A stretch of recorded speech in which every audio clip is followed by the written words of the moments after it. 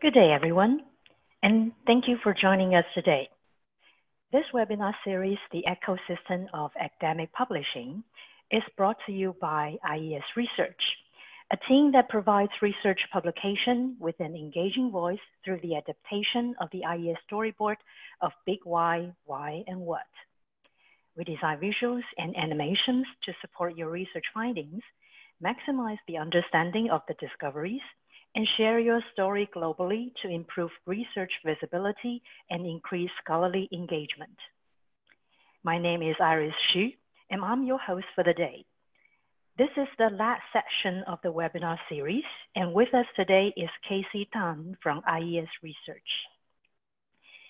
Casey is a research outreach consultant, and his consultancy work focuses on using social media to communicate research findings to a wider audience. He uses various platforms like Facebook, Twitter, LinkedIn, and Instagram to create an omni-channel experience, helping researchers to seek collaboration from other disciplines. The topic of the sharing will be on how to improve journal visibility and data quality via research outreach. The sharing will be about 20 minutes, and we will have the remaining time for Q&A. Please feel free to ask any questions throughout the session by simply using the Q&A toolbar located at the bottom center of the Zoom meeting interface. So without further ado, let me move the ground to Casey to begin the session. Casey, all yours. Thank you, Iris. Hello, everyone. Improving research visibility, it's no longer solely the responsibility of the author. So reports shows that there are close to about 2 million articles being published and injected into the market each year. No one knows exactly how many scientific journals there are, but several estimate points to around about 30,000 active scholarly peer-reviewed journals, and not to forget the increasing number of predatory journals which produces high volumes of poor quality research. So unless you are already a fairly reputable publisher, else you certainly have a veritable jungle of journals to wade through in order to improve your journal branding and visibility. The same applies for data. If people don't review your data, we wouldn't know whether it's good quality or not. So social media, it's a great low budget way to grow your journal's reach and readership. However, very few resources exist that can guide publishers and editors on ways to use this marketing channel effectively for their journal. So therefore, my sharing today will be covering these few topics to assist in accelerating your journal branding using social media, and some guidance upon creating social media snippets, and lastly, measuring the visibility through the analytics. So some of you might be thinking, why should publishers care about outreaching? And here is what's happening right now. Based upon a citation analysis extracted from Web of Science 2 years back, and based on this analysis we done on 3 selected countries, there are over 50% of academic papers remains lowly cited even after a period of 10 years. And that's no surprise, as mentioned earlier. There are simply just too much academic research being published which people are not aware of, and ultimately affecting the impact factor of a particular journal. Therefore, that reflects the urgency of research outreach by taking a more proactive approach of promoting your journal and research. Social media does not only benefits for individual researchers, it's also a great platform for scholarly publishers and journals as well, especially during this pandemic situation where we all have travel restrictions. It's definitely a good time to consider venturing into social media promotion now. Here are the 4 main benefits of social media activity for you as a publisher. Number 1, it's definitely a great way to attract new authors. Authors are the central to a journal or publisher's success. especially for smaller publishers or university press, it could be quite challenging in getting more authors simply because people are not aware of your journal. So therefore, being on social media, it will help to attract newer authors and ensure that you are publishing a variety of interesting research content from different authors across the entire globe. Secondly, it helps to improve your reputation and outreach by actively talking about what you publish and by sharing relevant information about scholarly publishing. You intends to send out a positive message about your active interest in the domain to build up a reputation as a thought leader within the field. Not only you could post calls for submissions, but you can also talk about the current topics of interest within the scholarly publishing. For example, like some of the latest discovery on COVID-19 or open access, blockchain or peer review, and etc. Sorry. So next, it helps you to connect with the non-academic community as well. Social media has a mass appeal and outreach. Through a relevant platform, you can also make an impact by reaching out to non-academic community or the laymen such as these policymakers, industrials, as well as the news media. Sharing curated content such as the plain language summaries, video abstracts of your groundbreaking research, which could help these personnel stay updated about the important scientific developments that's happening around today. Ultimately creating the branding of a credible source of reliable information about discoveries, insights that would bring impact to the society. And lastly, social media enables you to provide real-time solutions. In many ways, in the past, scholarly journals and publishers have never had a more powerful resource than social media at their disposal today. It has literally never been easier not only to connect with the very real people you are trying to work with, but also to do it in real time through comments, private messages, etc. So you are able to see the conversation, how the conversations develops, take shape, and evolve within the social media page. People can reach out to you with a concern, and you can reach back to them with a solution within seconds. So how to do it? Here are 4 actions points that I have basically curated, and for you, you can actually start working on it. The first pointer here is the content diversity, where you should go beyond your own journal content. A lot of journals that start using social media for marketing don't see much traction, and one of the reasons is that they tend to concentrate only on content they created. So at times, it is good to curate and share similar content from other sources as well to create a more diverse of voices within your page. Take, for example, this Journal of Asian Studies. They have a good mix of tweets and retweets from different sources. And also, if you notice that their posts, they would actually, when they create a post, they would tag the relevant parties to trigger more awareness and engagements of the tweet. Next would be hosting live chats. As the online population is growing rapidly right now, hosting live chat is an interesting way to build engagement for your page, as well as improving the page visibility. It can be done through live sessions such as Facebook Live, or if you are more a camera shy person, because I understand that not everyone is comfortable speaking in front of the a live recorded video of yourself. So there is also something quite popular known as Twitter chat.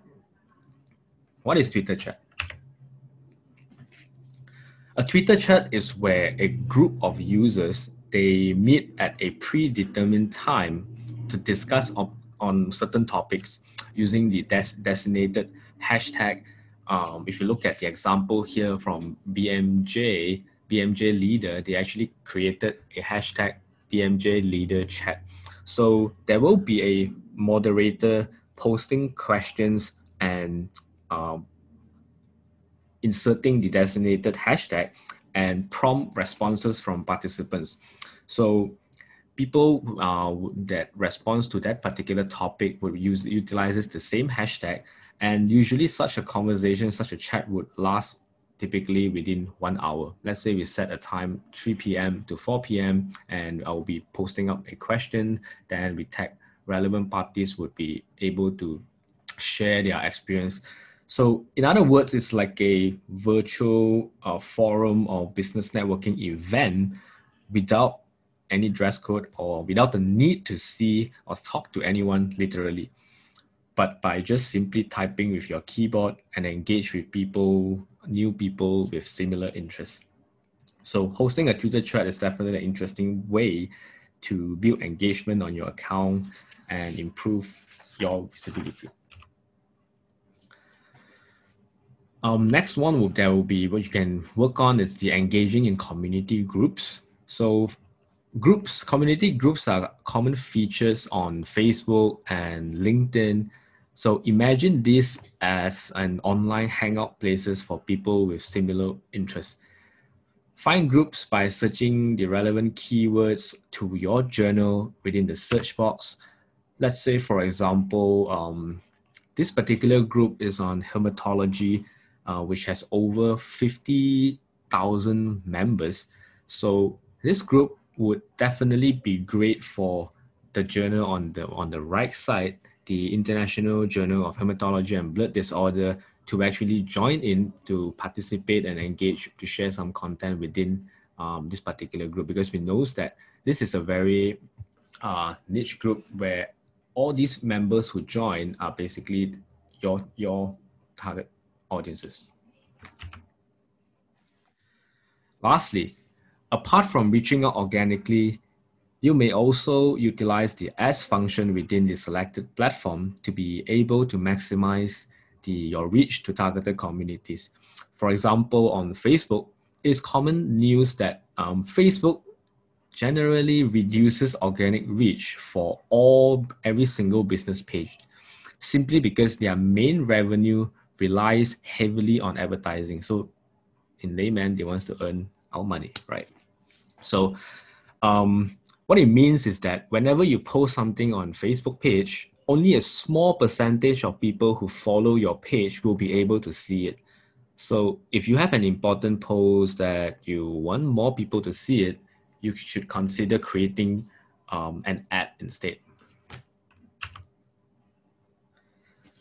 So creating an ad, in terms of digital marketing, there are basically 3 T's why people would hop into digital marketing and start running online ads. So the first T here is that targeting. Let's imagine in the traditional marketing term where you are driving along the highway and you see these massive billboards advertising on certain content. You can't really target who is going to see that billboard. If someone sees it's good, if someone doesn't see it, you wouldn't really know as well.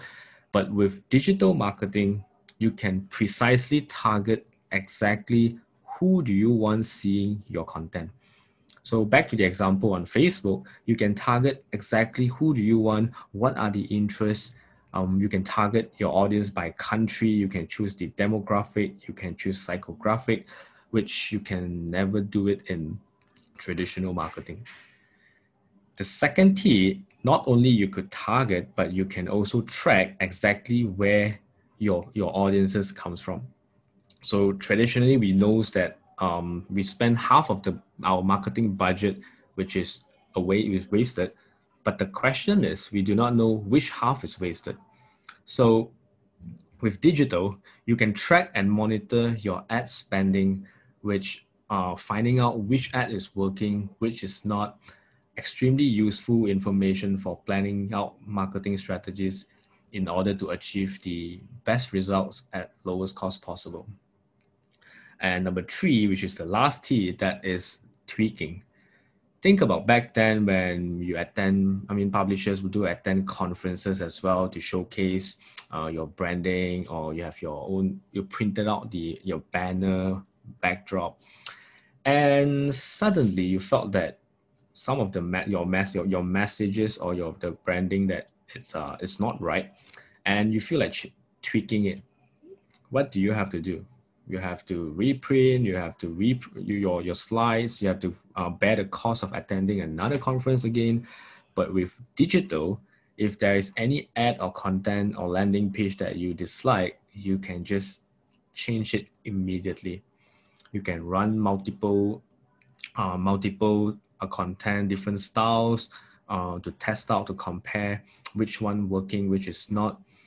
So in short, traditional kind of promotion, anything that we do that is a huge delay in time, that makes it very expensive and costly. So that's the 3 upside of why people actually hop into digital marketing. But there is a downside, and the downside is everyone can do the same. So the term content marketing, it's created to show value, to educate instead of simply advertising. So regardless of your competitions are a lot of, regardless of you are very small publishers, you can also do the ads targeting, reaching out to the same group of audiences. So don't have to feel like, oh, I can't compete with some of the bigger players in the market there. You can actually definitely stay competitive as well. So the next topic, I'm moving on. After you have get the idea of concept, the execution phase will require you to create multiple social media snippets, because social media is an environment to post short and attractive and engaging kind of content instead of just dry plain text, right? So here are some basic guidelines when creating the snippets. So there are 3 common guidelines here when drafting any post on a social media platform. First of all, you have to structure your message. There's one common method when drafting any copywriting post. The first one would be using the ABT statement: and, but, and therefore. So, and basically you highlight, you're combining 2 different pointers, and but would strike on the current situation, and therefore what is the solution. So it's similar, it's somehow similar like the why, what, how kind of statement, but we just structure it slightly differently. Secondly, that is the style. You need to move out from the usual academic writing style and start to learn how to write the way you talk. Because when it comes to copywriting on social media, it is all about you communicating with your ideal audiences. So you want to write the way in rather simple language. I'll give you an example. Like sometimes you might want to use just a 1-sentence paragraph and period, which in English, that's not very proper, and it's definitely unconventional for many academic writers. But when it comes to social media, that works. Why it works? Because it's just easy to comprehend and read. What you would ultimately like to achieve when your audience are reading your message or post is that they can almost hear you talking to them through your ears, beside your ears. Especially when there are so many advertisers out there marketing their message, people's attention span on per post is very limited. So which is why we need to insert a hook into our story. A hook it's basically a plot device or mechanism that draws curiosity to your research. It's an element introduced into stories solely to advance or resolve the plot of the story. So there are three methods here. Basically, the first one, MacGuffin, is an object or a concept or a goal which the protagonist pursues. So an example is that in Harry Potter and the Philosopher's Stone, the Philosopher's Stone was the MacGuffin. They based the entire movie on trying to keep the stone away from the evil villain. Chekhov's gun is an element introduced at the beginning and must be necessary to proceed with this story. So an example would be the Infinity Stone within the Marvel's Avengers Endgame. It shows you that piece of evidence and making sure that they use it all the way to the end. Here are two real examples from our recent projects with China Medical University in Taiwan, both using the Chekhov's gun approach, which induced the why. And so you could see we are using a very short kind of a sentences approach. The first line there would highlight on familial shortness is causing people to feel insecure, and followed by what is this study is about, and we close it up with a question. Can these findings help overcome FSS genetically in the future? And highlighting this research is published under which journal itself. Even reputable publishers are actively promoting their brand on social media, such as, like, for example, Nature, Oxford. Despite they are really well known, but they are also constantly promoting their content to maintain their influence within the society.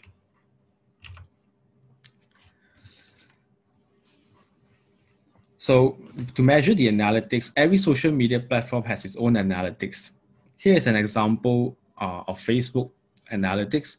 One common myth is that people assume by simply posting content on this platform, the visibility is bound to go up automatically. Well, yes and no. If you are already a fairly reputable publisher like Nature, Elsevier, has lots of fans, whatever you post up on the social media page, it will automatically gathers attention. But unfortunately, for most smaller publishers, which are not that well known, which is why we need to rely more on the ads function to be more proactive in promoting such content. So here is the example to illustrate the difference between posts from the same Facebook page. So you could see posts with ads could reach a more significant number of people, but also generates much more engagement.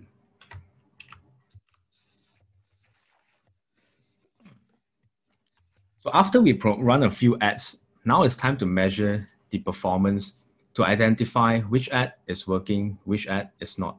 Here is the part where social media experts will do the optimization to try to tweak the ads accordingly, testing out different copywriting style and content targeting the same group, and observe the outcome and see which one has a better reach and engagement. So as you can see from this example here, each of these posts or ad was given the exact same budget, but the amount of people able to reach and engage varies. So there is a need to analyze for us to see what causes one ad to be more successful than another. It could be the right set of keywords, it could be the country, it could be the nature of the research topic as well, and etc. So, and here is the outcome.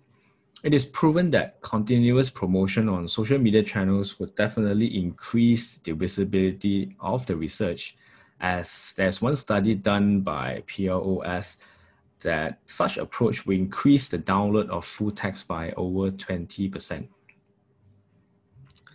So, but now there's another common question that we do receive commonly is that, does higher visibility equates to more citation? So the answer is yes and no. It truly depends on the paper itself, because whatever we do on marketing, it's just an amplifier to draw eyeballs to that particular research or your journal and ensure that people are aware of the existence of your journal and paper. So that's the very first goal here. So in summary, there are just 4 pointers here that I would like to leave behind. The responsibility of research outreach does not ties down to the author only. Publishers should also be more proactive in promoting their journal in order to stay, improve their branding and recognition. Social media is definitely an effective platform for execution, but it requires to create some engaging snippets in order to maximize the engagement. And lastly, you have to utilize the ads function to reach out to the targeted communities. So that's my sharing today. Happy to take some questions. Thank you, Casey, for the informative sharing. How are you, Casey, today? Hi, Iris. I'm good. Okay. So for the audience, if you have any questions, feel free to type in the Q&A button using the Zoom function. And while we are waiting for questions to come in, I have a few questions for Casey. Oh. Okay, so Casey, the benefits of research outreach actually probably go to the individual researchers, right? Because the research outreach is aiming to promote the research papers or research outcomes. So why do you think the publishers need to be involved? Right. I think, as mentioned, because research outreach today does not only brings benefits to individual researchers, by promoting the journal itself, if more people are aware of the journals or articles within, it would increase the visibility and hopefully more citations that leads to a higher impact factor as well. So the question goes back to if they promote it together, the chances of getting there will be more visibility and chances of getting the citation. Ultimately, it will benefit the journal as well. So apart from that, if more people are aware of the journal, it would also opens up the opportunity to get authors to publish their paper to that particular journal. So in the end, it's a win-win situation for both parties in terms of this research outreach activity. Right, I see. So by promoting the individual research papers from the specific journal, it could possibly increase the citation count of that specific paper. So of course, it will increase potentially this impact factor for that particular journal. That's right. Right. So another question is, because for university publishers or let's say small scale academic publishers, normally they don't have a lot of let's say publications. So for example, many of them are having, like say, 2 or even 1 issues per year, and that issue may contain dozens of articles. So what would you suggest if they only have very small publications? Do you think they can still go to social media to promote these research findings? Because we know that if we want to run a social media page, it requires quite an intensive posting and engaging, right? Right.